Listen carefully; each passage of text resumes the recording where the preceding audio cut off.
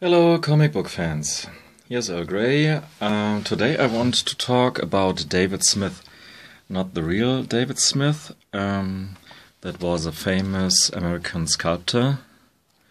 He did such things here, right in the back, yeah, that's this guy here. But I want to talk about the protagonist and the story from Scott McCloud's Sculptor. That's a heavy tome here, put out by First Second, around 500 pages or so. And I must say I was a bit skeptical, because Scott McCloud did these books about comics, and being a teacher myself, I'm a bit afraid of things that are too didactic, that want to explain everything and so on. So maybe it was a saving grace for me that I don't know his books. I have saw them but never read them,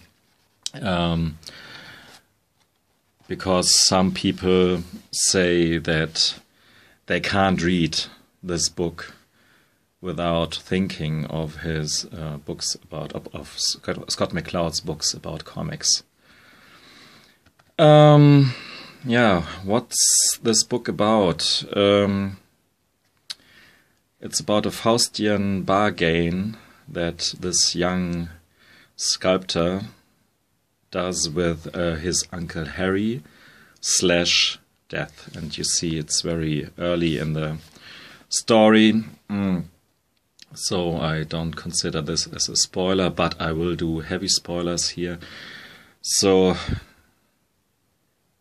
if you want to read this book, it's highly recommended. And stop this video. But now I have to say some things about the actual story. Okay, it's a Faustian bargain. This young boy here, 26, has 200 days after that to get famous, to become a sculptor, and so on. But then he should die. But he thinks that's a great deal, nevertheless. And so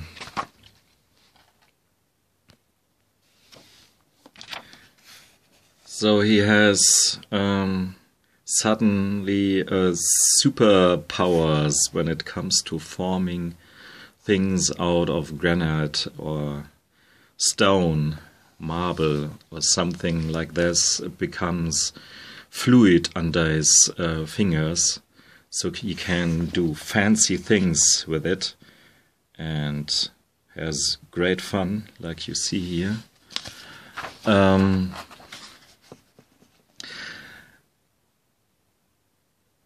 But there's a thing some people have problems with, because when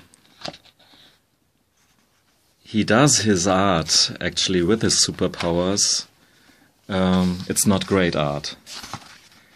It's somehow as if friction is necessary for doing great art. And after some days or weeks of trying out his superpowers, he filled his loft with, as an art critic will put it later, sculptures, a collection of sculptures that are looking like a Polynesian gift shop. And that's it, basically.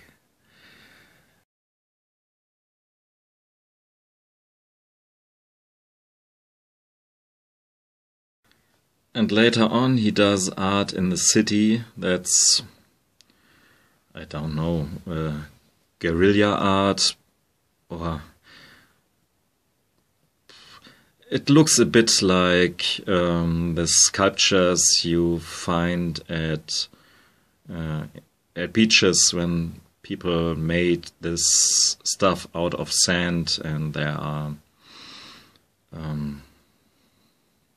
competitions to do the funniest thing out of sand. But it's surely not remarkable art. It's just remarkable that you can do this stuff with sand, with stone or granite or so.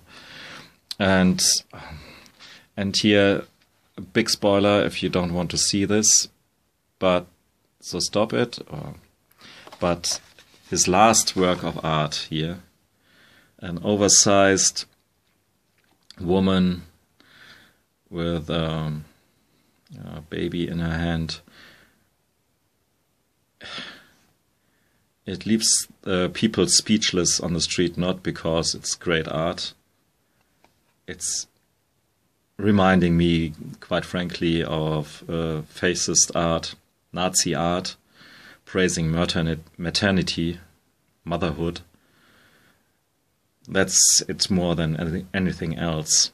But our hero, David Smith, in the story, did this with the most innocent of all causes, to show that life is precious, and that he finally got that life is precious and life is more important than art. Because at this point in the story, he is not this guy anymore who's all for the art. I think that's my interpretation. Some people see this in a totally other fashion, but I think his relationship with this girl here, that he meets and learns to love in his holy 200 last days, is quite more important to him than everything else, and she becomes his center, and it becomes obvious that he's really more a kid in his adolescence. He's not really grown up and adult, a full-formed adult. He has more this illusions of grandeur of some adolescents have. Knowing of life is, in my opinion, the basic for art. You have to know what you want to create or how to create, to do art, that it's worth something. And our anti-hero David Smith here lacks it a bit. So it's quite fitting that he's called the other David Smith, because of our real David Smith here. And so it's an impossible task for him to make something out of his name. That is his mission in the beginning of the book. But you can't actually do this if you have such an everyday name, such a generic name like David Smith, and to top this, have a predecessor with this generic name. That is important for sculpting. So,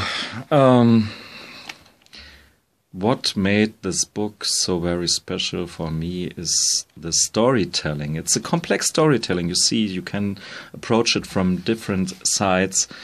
The art world in general is depicted very poignant, I think.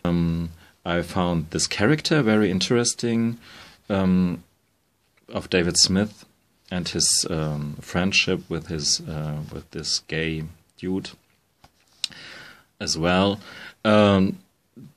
David Smith, in his ambivalency is very interesting, and there are some very poetic moments in this book that I like very much. Some may think it's kitsch. I don't think so. It strung really my chords. It overwhelmed me, this book, in many, many moments. And I found the end beautiful. The art he produced, as I told it, is awful, but the story in itself is beautiful. I